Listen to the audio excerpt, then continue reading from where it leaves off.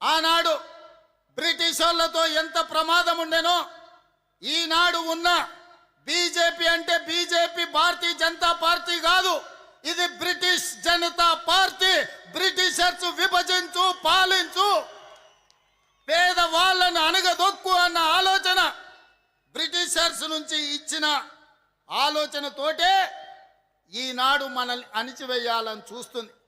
ఇవాళ పేదల కోసం, రైతు కూలీల కోసం, భూమి లేని నిరుపేదల కోసం యూపీఏ ప్రభుత్వంలో ఆనాడు కమ్యూనిస్టు కాంగ్రెస్ పార్టీ కలిసి జాతీయ ఉపాధి హామీ పథకాన్ని తీసుకొస్తే ఈనాడు ఆ జాతీయ ఉపాధి హామీ పథకాన్ని రద్దు చేసింది. గ్రామాల నుంచి వలసలు తగ్గినాయి. చట్టం ద్వారా గ్రామాలలో కూలీలు తమ కూలిని తాము నిర్ణయించే శక్తి జాతీయ ఉపాధి హామీ చట్టం ఇచ్చింది.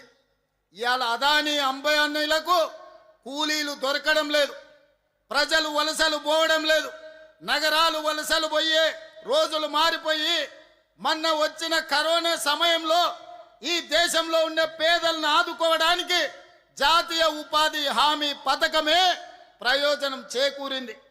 ఇవాళ నరేంద్ర మోడీ ప్రభుత్వం జాతీయ ఉపాధి హామీ పథకాన్ని తూట్లు పడిసి నిర్వీర్యం చేసి ఆ పథకాన్ని రద్దు చేయడం ద్వారా మళ్ళీ రైతులు, రైతు కూలీలు గ్రామాలు వదిలి పట్టణాలకు వలసపోయే పరిస్థితి.